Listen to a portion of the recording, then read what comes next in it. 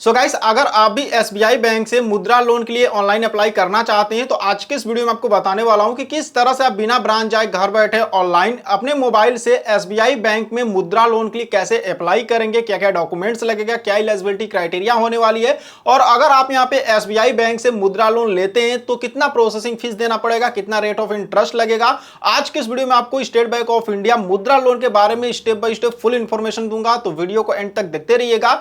चलिए वीडियो को शुरू करते हैं। स्टेट बैंक ऑफ इंडिया से ई मुद्रा लोन अप्लाई करने के लिए सबसे पहले आप यहां पर एसबीआई ई मुद्रा के ऑफिशियल वेबसाइट पर आएंगे। इसका डायरेक्ट लिंक मैंने वीडियो के नीचे डिस्क्रिप्शन में दे दिया, आप वहां पर क्लिक करके यहां पर आ सकते हैं।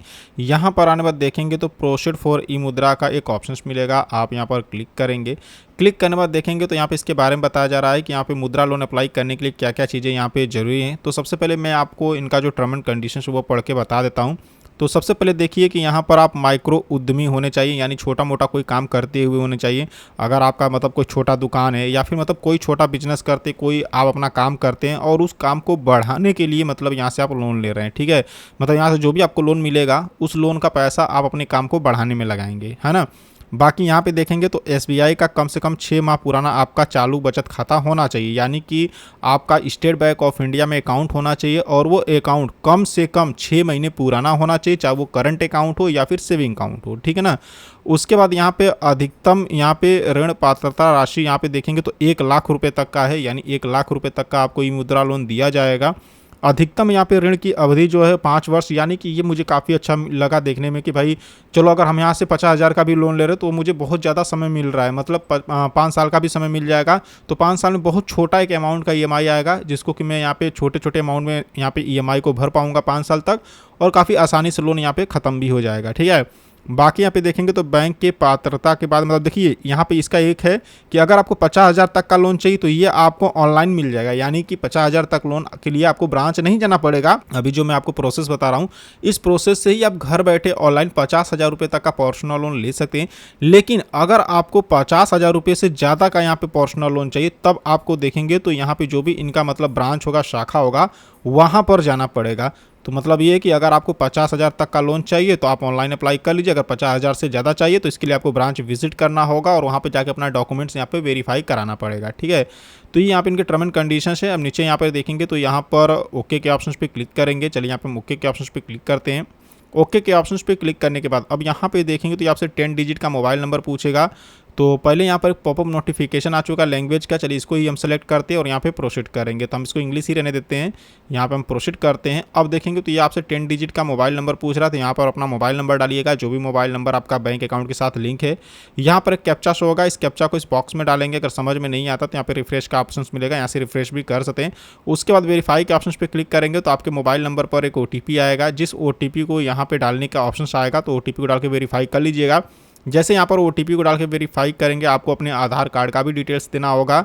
तो चलिए यहाँ पे हम पहले ओटीपी से वेरीफाई कर लेते हैं। तो देख सकते हैं यहाँ पे जैसे मैंने यहाँ पे कैप्चा डाल के ओटीपी से यहाँ पे वेरीफाई कर लिया है। अब यहाँ पे पूछ रहा है कि आपका आधार डिटेल्स है, तो यहाँ पे यस करेंगे, यहाँ पे अपने आधार कार्ड का नंबर डालेंगे और फिर यहाँ पे जनरेट ओटीपी के ऑप्शन पे क्लिक करेंगे। उसके बाद आपके आधार कार्ड के साथ जो मोबाइल नंबर लिंक होगा उस पर एक ओटीपी जाएगा, जिसको यहाँ पे डालेंगे और उसके बाद यहाँ पे वेरीफाई के ऑप्शन पे क्लिक करेंगे। वेरीफाई के ऑप्शन पे क्लिक करने के बाद अब यहाँ पे देखेंगे तो ये आपसे सेविंग या फिर जो भी आपका करंट अकाउंट है स्टेट बैंक ऑफ इंडिया का, उस अकाउंट का नंबर पूछ रहा है। तो यहाँ पर अपने बैंक का अकाउंट नंबर डालेंगे। रिक्वायर्ड लोन अमाउंट पूछ रहा है, यानी आपको कितना का लोन चाहिए, जैसे 1,000 से लेके 1 लाख तक का ले सकते हैं। लेकिन जैसा कि मैंने आपको बताया कि बस 50,000 रुपये तक का लोन आप ऑनलाइन ले सकते हैं। अगर 50,000 से ज़्यादा का अगर आपको चाहिए तो यहाँ पर आपको स्टेट बैंक ऑफ इंडिया के ब्रांच में जाना पड़ेगा। तो जितना लोन का ज़रूरत है यहाँ पर अमाउंट डालेंगे और नीचे यहाँ पे प्रोसीड के ऑप्शन पे क्लिक करेंगे। प्रोसीड के ऑप्शन पे क्लिक करने बाद अब आपको कुछ अपनी पर्सनल डिटेल्स देनी होंगी, जिसमें कि यहाँ पर अपने पैन कार्ड का नंबर डालेंगे। यहाँ पे क्वालिफिकेशन पूछ रहा है, यानी आपने कितनी तक पढ़ाई की है। जैसे अगर हम यहाँ पे क्लिक करें तो यहाँ पर आप इंटरमीडिएट और उससे ज़्यादा का पढ़ाई किए या हाई स्कूल तक पढ़े हैं, मतलब जितना भी पढ़ाई किए यहाँ पे आप सेलेक्ट करेंगे। चलिए यहाँ पे हम इंटरमीडिएट को सिलेक्ट करते हैं। उसके बाद यहाँ पे देखेंगे तो हाउस ओनरशिप पूछ रहा है, यानी अभी आप जहाँ पे रहते हैं, जिस घर में रहते हैं, वो घर पे आपका खुद का है या फिर वो आप रेंट पे लेके रहते हैं, तो वो आप यहाँ पे सेलेक्ट करेंगे। मंथली इनकम पूछ रहा है कि आपका मंथली इनकम कितना है, आप महीने में कितना कमा लेते हैं, जैसे 15,000, 20,000, जो भी आपका मंथली इनकम होगा वो आप यहाँ पे डालेंगे। उसके बाद नीचे यहाँ पे देखेंगे तो नंबर ऑफ डिपेंड्स पूछ रहा है, यानी कि आपके फैमिली में आपके ऊपर कितने लोग डिपेंड्स हैं, जैसे 4 लोग, 5 लोग, वो बता देंगे। यहाँ पे आप अपनी कैटेगरी सेलेक्ट करेंगे, जैसे आप हिंदू हैं, मुस्लिम है, जो भी यहाँ पे सेलेक्ट कर लेंगे। और यहाँ पे देखेंगे नीचे यहाँ पर प्रोसीड का एक ऑप्शन मिलेगा, आप यहाँ पे प्रोसीड के ऑप्शन पे क्लिक करेंगे। प्रोसीड के ऑप्शन पे क्लिक करने के बाद अब आपको अपने बिजनेस का यानी अपने काम का डिटेल्स देना होगा, जो भी आप काम करते हैं। जैसे कि यहाँ पे अपने बिजनेस का नाम डाल देंगे, जो भी आपके बिजनेस का नाम होगा।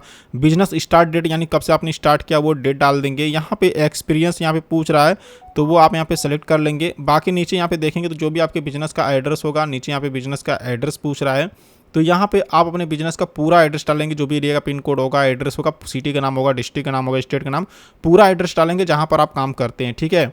उसके बाद टाइप ऑफ बिजनेस पूछ रहा है, यानी किस टाइप का आपका काम है वो आप यहाँ पे बताएंगे। जैसे कि यहाँ पे देख सकते हैं सर्विस का, ट्रेडिंग का, या फिर ये मतलब जो जिस तरह का आपका काम होगा वो आप यहाँ पे सेलेक्ट कर लीजिएगा। ठीक है।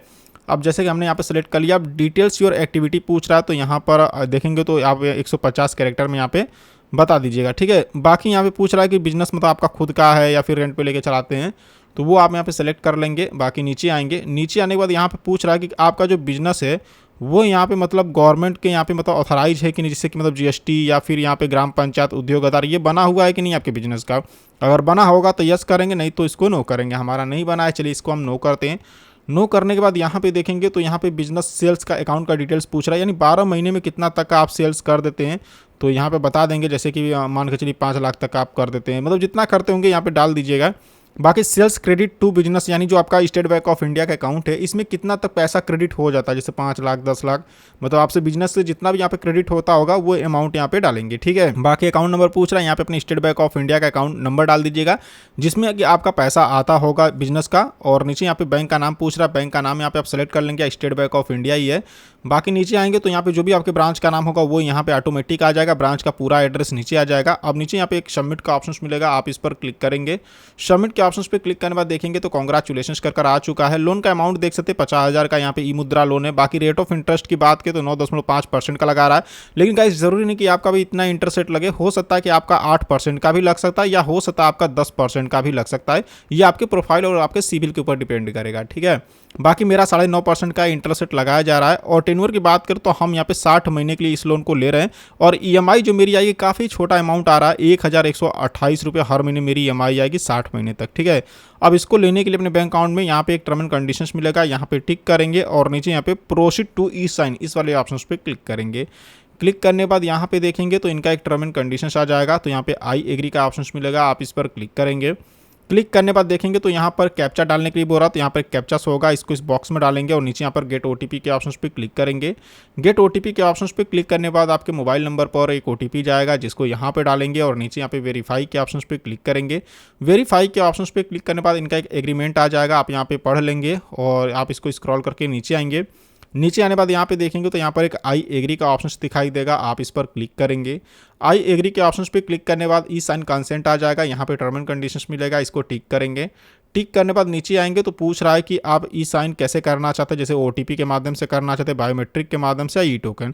तो यहाँ पे ओटीपी वाले ऑप्शंस को ही सेलेक्ट करिएगा क्योंकि बायोमेट्रिक के लिए फिंगरप्रिंट डिवाइस चाहिएगा, तो जो कि हमारे पास नहीं है तो हम ओटीपी वाले ऑप्शंस को सेलेक्ट करते हैं और नीचे यहाँ पे ई साइन के ऑप्शंस पे क्लिक करेंगे। ई साइन के ऑप्शंस पे क्लिक करने के बाद अब यहाँ पे देखेंगे तो इंटर आधार ओटीपी, जो भी आपके आधार कार्ड के साथ मोबाइल नंबर लिंक है उस पर एक ओटीपी गया होगा जिसको यहाँ पे डालेंगे। यहाँ पे टर्म एंड कंडीशंस मिलेगा, इसको टिक करेंगे और टिक करने के बाद नीचे यहाँ पर आएंगे तो यहाँ पे देखेंगे एक ऑप्शन मिलेगा ई साइन का, देख सकते हैं। सिंपली आप बस ई साइन के ऑप्शंस पे क्लिक करेंगे।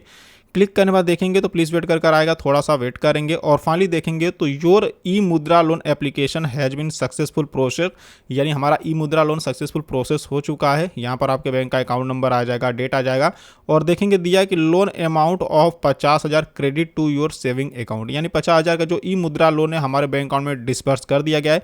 लोन अमाउंट देख सकते हैं, मंथली EMI 1,125 रुपये आएगी।